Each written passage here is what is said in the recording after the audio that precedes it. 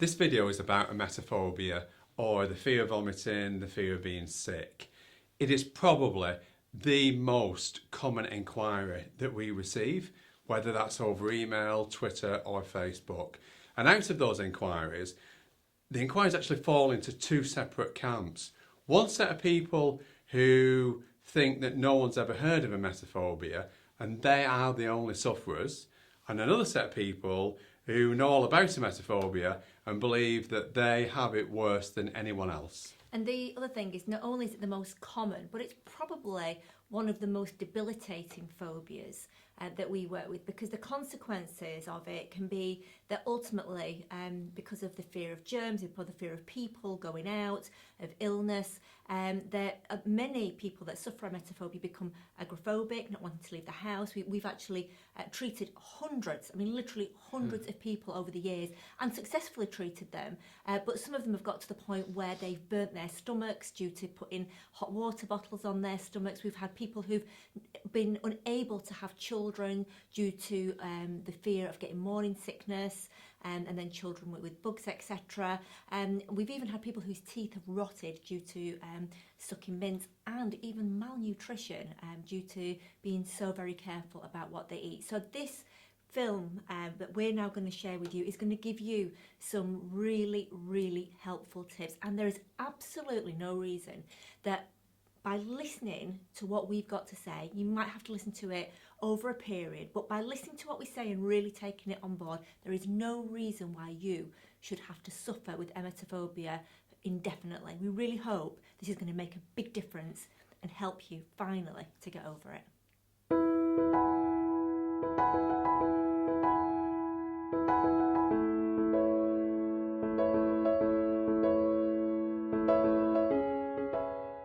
No one on this earth has been born with a phobia. All phobias are learned, and the basis of a phobia being learned is either copying behaviour or being in a heightened state of fear and then trying to make sense of what's causing that fear and blaming the wrong thing. And that usually can be in childhood, where you witness something and because you're a child you actually can't make sense of it, so you're in a heightened state of emotion, you misunderstand a situation, but in that moment, due to the fight or flight mechanism and feeling threat, you create what's known as a schema, and that really is how a phobia is created. And that's probably why emetophobia is so common, because to actually see someone vomiting for the first time is quite a violent act. And if that person that you see is someone who's your carer, if it's your parents or a grandparent, then automatically you feel threatened by that, you think that they're going to die, and therefore you create a fear, not of them, but of them being sick, and then sickness or being sick becomes the problem. And that is a really common, what we call installation of emetophobia. So the most common installations of emetophobia that we find in our clinic are in childhood seeing a parent or a loved one being sick and being really frightened and not understanding and thinking that their life is in danger.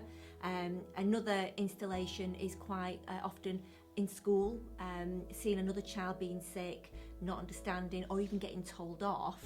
I think that the other most common is actually being sick yourself when you're little, and either your parent not being there and maybe a babysitter, or even a parent but them not dealing with that situation in particular, not explaining to you what's just happened, because being sick, like Nick said, can be quite or appear to be quite violent, so it could be misconstrued quite easily. That's right, but we have had people or children who've been sick at school and been told off because they've made a mess, and therefore, and again, that's been a cause. So emetophobia, it is what's considered a complex phobia, because it's got quite a lot of different branches that sort of come into it. So for example, if you've got emetophobia, it's not just about fearing vomit itself, but it's making contingencies against anything that could possibly make you sick. So certain foods, certain places, children, doctors, surgeries.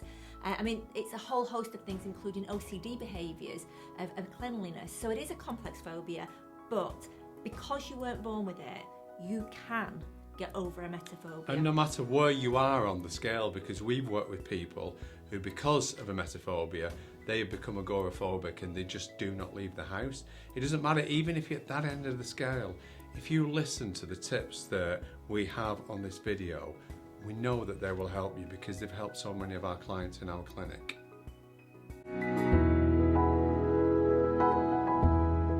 You can't go to the gym once and expect to be toned, fit and healthy in just one session. You've got to work at it. Emetophobia is no different. It's a complex phobia. You've created lots of habits throughout the years or months that you've had this, so it's no different. You've really got to work at it. You've got to take on board and listen to what we've got to say. You're going to have to practice it. You're going to have to remind yourself. You're going to have to write post-it notes to stick around, and you're going to have to take small steps every single day. But if you are prepared to put the effort in, you can get over emetophobia. I'd like you to consider that everybody has vomited at some point in their life, because as babies we vomit all the time. So just consider you vomited in the past and it didn't harm you. And what is vomit all about anyway? It's our first line of defence to save us from being poisoned. Now, it's something that no one would choose to do. No one's going to stay in and say, oh, I can't come out tonight because I'm staying in, I'm going to vomit. Nobody's going to do that. However, just consider, because it is your first line of defence, it could save you from being poisoned. Does it make sense to be frightened of something that's potentially going to save your life? So to add further evidence to what Nick's just said about vomiting saving lives, if anybody has ingested something that they shouldn't have, then when you go to hospital, or quite often they will give drugs to induce vomiting to save your life. Hospitals save lives, and therefore, like I say, it's all about adding positive evidence to your incorrect belief. And the fact is, hospitals save lives, they induce vomiting, and quite often if we eat something or drink too much, vomiting will actually make us feel better. Although emetophobia is quite common in the inquiries that we receive, when you look at it versus the world, it's not common at all. So what I'd like you to do, if you're suffering with emetophobia, is ask yourself the question, is it real for me or is it real in the world? You see, when you compare yourself to the social norms of what's going on in the world, and those people aren't frightened of vomiting. In fact, there's many people in the world that actually feel so much happier when they have vomited because it's made them feel better, then that puts you in a minority. So what that does, that tells you that you have got something wrong. And as we would say, is it real in the world or is it real just for me? And if it's real just for me or just for you, then it's something that you need to address. Now, although it's not always possible, because we understand that quite often this is set up in childhood, so quite a few people tell us they don't remember how their phobia started, or it might be that you've actually closed it away because it's quite a painful memory and you don't want to revisit it. But if you do know how your emetophobia started, what event started it, what we'd like you to consider is that right now your belief is based upon a child's interpretation of what happened. So you've got to ask yourself the question, why am I taking advice from a child? Because that is what you're doing. Would I take a child's advice in how to look at life and look at the world and look at different things? If not, why not? And the other thing that you need to do is to reconsider how it started and ask yourself the question, if I'd never had emetophobia and as an adult now I was observing or a part of that same situation, what actually happened? Was anybody harmed? Did anybody die? Was I harmed? Did I make it? Did they make it? And by doing so, what you're actually doing is you're updating your belief from that of a child to an adult. So in essence, what we're asking you to do is look at that situation again with new eyes and see it from an adult's perspective. If you know how your emetophobia started, and you look at the scenario that actually created it, and you are struggling to find an alternative way to look at that scenario, what's a good idea is to describe what happened to a friend and ask them how would they see it, and if it's the same as you, how could they possibly see it in an alternative way? What happened? What was the end result? Because ultimately, if no one got hurt but someone was just sick, then essentially nothing really happened. So if you can remember the starting point or the starting memory of your phobia, then what we'd like to do is now think about that. Now obviously if you don't remember, then just think about the very earliest and worst experience that you recall. Now as you recall that memory, you will notice that you're actually seeing it as though you're there, you're seeing it through your eyes, and that's because you're really attached to that memory. So what we'd like you to do is we'd like you to distance yourself from that so that you can start to move away and reduce and dilute those negative emotions. So as you see yourself in that memory, what we'd like you to do is imagine that you're floating out of that memory so that you're actually observing it as a third party, so you can see what was happening. You might see yourself as a child at that time, but just see it from a third party perspective, having come out of the memory. And then as you're watching it, start to see as the colours drain away from that memory, so they kind of go black and white and go hazy. You might have to practice this quite a few times, but what that will do is help to reduce the negative emotion, and it will help to cut that emotional tie with that situation. Because a phobia is an irrational fear and it actually doesn't make sense, anyone who's suffering with a phobia will start to collate evidence as to why they should keep it, so they don't feel bad having it. Emetophobia is absolutely no different. Anyone who suffers with emetophobia will look for reasons why they should carry on suffering, and they'll look for evidence as to why they should avoid sickness. They'll look for, sickness bugs. They'll look for all sorts of evidence to make them feel why they are justified in keeping that fear. What we'd like you to do is look at the opposite. From today, start looking at real evidence. Asking people, asking your friends, when were the last time they were ill? Asking your parents or your family, when were the last time they were ill? And what you'll find by doing that is that people aren't ill very often. People don't vomit very often, and you'll get a better perspective on the fear, and therefore the fear will lessen. Although you probably don't want emetophobia, because you're trying to make an unacceptable situation acceptable, there is a habit that's created quite often to look for reasons as to why you should keep your phobia. So you'll look on Google, you'll look in newspapers, and you'll look online for any evidence at all to try and back up why fear vomit. So you've got to actually completely spin that. So first advice is stop looking on the computer, stop Googling, stop looking on the internet, because all you're doing with that is inflating your phobia. And the other thing to do, as Nick's already said, is look for evidence as to actually why it's wrong. So, read the paper and see if you've actually ever see anything in there about vomit that's negative. The likelihood is that you absolutely won't. This is really important because emetophobia is a complex phobia, and therefore you start off being frightened of vomit and then it spirals into other things, such as being frightened of hospitals, for example. What we'd like you to do is make a list of all those things that you're frightened of and then challenge the reasons why you may be frightened of them. So you might be frightened of hospitals because people in hospitals are usually sick. Challenge that by saying, well, why are hospitals, why do they exist? They exist to make people better. And on the whole, people go into hospital and they come out better.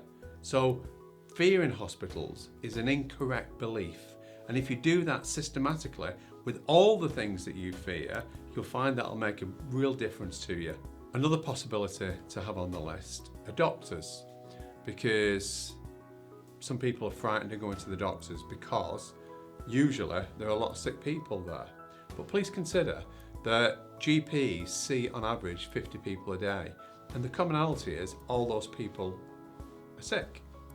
However, GPs generally are very healthy people. We know a lot of GPs, they hardly have any time off work at all, and the reason being is being around sick people actually helps to build your immune system and make you healthier.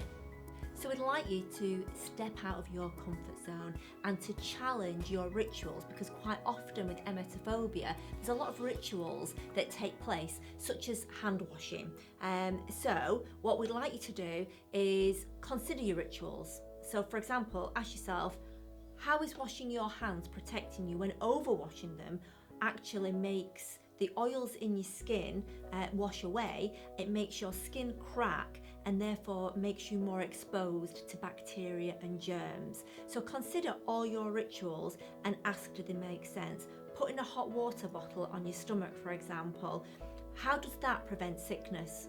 It actually doesn't. All it does is relax muscles, nothing more. So challenge all your rituals, write them down, and when you actually feel the need to do them, consider what the answer is as to why actually it doesn't make sense and you don't actually have to do it. Being accountable is also a good idea to help you get over your emetophobia.